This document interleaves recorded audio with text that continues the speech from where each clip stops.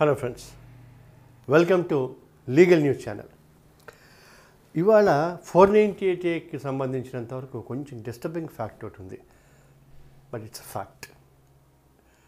ఈ 498 ముఖ్యంగా false cases వేసిన తర్వాత ఆ ఫ్యామిలీ మెంబర్స్ని జైలుకి పంపితే ఆ హస్బెండ్ మానసిక స్థితి కానీ లేదా ఆ మిగతా ఫ్యామిలీ మెంబర్స్ మానసిక స్థితి కానీ ఎంత దారుణంగా ఉంటుందో ఆలోచించండి. వెల్, ఓకే, అమ్మాయిల వైపు నుంచి వాళ్ళ వర్షన్ ఉన్నా కూడా we are just seeing one side.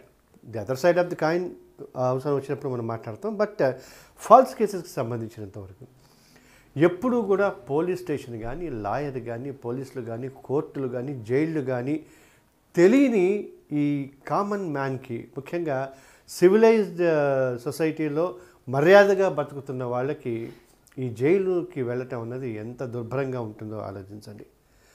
అలా ఈ ఫాల్స్ కేసెస్లో ఏమవుతుందంటే అమ్మాయి వచ్చి కంప్లైంట్ ఇచ్చి మొత్తం అందరి మీద వేసేసరికి దేర్ ఆర్ ఇన్స్టెన్సెస్ భర్త, అత్త, మామ, ముగ్గురు ఆడబిడ్డలు, ఆ ముగ్గురు ఆడబిడ్డల మొగుళ్ళు, పెద్దమ్మ కొడుకు, పెద్దమ్మ కూతురు, వీళ్ళందరినీ కూడా కేసులో ఇరికించిన ఇష్యూస్ ఉన్నాయి. కొంతమంది అరెస్ట్ అయ్యారు, కొంతమంది ముందే తెలుసుకుని యాన్సిపేటరీ బెయిల్ వేశారు. That's different angle. ఇంతమందిని జైలుకి పంపించిన తర్వాత ఇమాజిన్, పెళ్ళి కానీ ఆ ఆడపిల్లకి పెళ్ళి అవుతుందా? ఒకవేళ కొత్తగా పెళ్ళైన ఆ ఆడపిల్ల అత్తారింట్లో ఎటువంటి సిచ్యువేషన్ ఎదుర్కొంటుంది? అపార్ట్ ఫ్రమ్ దట్, ఎప్పుడో పెళ్ళి అంటే 10 ఏళ్ల క్రితం, 15 ఏళ్ల క్రితం ఈ కుర్రాడి పెళ్లి కంటే చాలా రోజుల ముందు పెళ్ళయి అత్తారింటికి వెళ్ళిన ఆడపిల్లలు వాళ్ళ ఇంట్లో వాళ్ళ భర్తలతోటి వాళ్ళ అత్తగారి ఇంట్లోనూ ఎటువంటి పరిస్థితి ఎదుర్కోవాల్సి ఉంటుంది. చాలా ఇష్యూస్. ఈ ఆడబిడ్డలు వాళ్ళ జీవితాలని నాశనం చేసుకోవాల్సిన పరిస్థితి ఎదుర్కొన్నారు ఈ ఫాల్స్ 498 కేసెస్ వల్ల. అన్నిటికంటే భయానకం ఏంటంటే ఈ మధ్య maybe I think 6 months or 1 year లోపల చాలా కేసులలో ఎక్స్ట్రీమ్ స్టెప్స్ తీసుకుంటున్నారు. ఎప్పుడైతే ఐ థింక్ అంబర్పేటలో అనుకుంటే, హైదరాబాద్ అంబర్పేటలో ఓ కుర్రాడిని అంటే హస్బెండ్ని, అత్తమామల్ని, ఆడబిడ్డ మొగుడిని కేసు వేసి జైలుకి పంపించిన తర్వాత వాళ్ళు జైలుకి వెళ్ళిన తర్వాత వచ్చి ఈ భార్యని, అత్తమామల్ని, ఆడబిడ్డల్ని మొత్తాన్ని ఆ కుటుంబం యావత్తుని 6గురిని నరికి చంపేశారు, అటాక్ చేసి చంపేశారని పోలీసులు కేసు బుక్ చేశారు, ఛార్జ్షీట్ వేశారు, ట్రయల్ జరిగింది. ఆ ట్రయల్లో వాళ్ళు నిర్దోషులని ప్రూవ్ అయింది. అంటే ప్రాపర్ కేసెస్ ఎవిడెన్స్ లేదని చెప్పేసి. వెల్, ఈ ఫ్యాక్ట్స్ని, రిజల్ట్ని పక్కన పెడితే అంత ఎక్స్ట్రీమ్ స్టెప్కి దారి తీసిన పరిస్థితులు ఎందుకో ఆలోచించండి.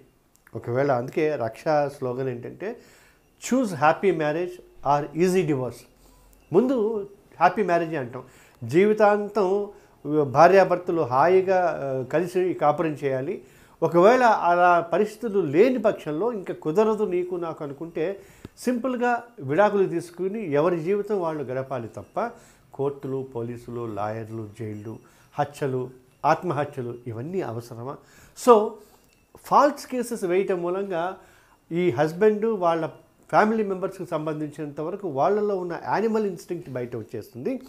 ఏ తప్పు చేయని మమ్మల్ని ఇంటువంటి దారుణమైన పరిస్థితుల్ని ఫేస్ చేసేలాగా మీరు క్రియేట్ చేశారు కాబట్టి I will not leave you అన్న ద్వేషభావం రగులుతుంది. అందుకోసమని చాలా కేర్ఫుల్గా ఉండాలి when you are filing 498 case.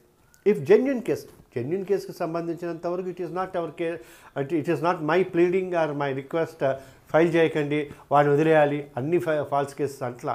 నిజంగా ఆ హస్బెండ్ ఆ పిల్లని నరకయాతన కనుక పెట్టుంటే హస్బెండ్ కానీ వాళ్ళ ఫ్యామిలీ మెంబర్స్ కానీ తప్పకుండా కేసు పెట్టండి, ఛార్జ్షీట్ వేయించండి, అతను జైలుకి పంపించండి. But do not file any false cases.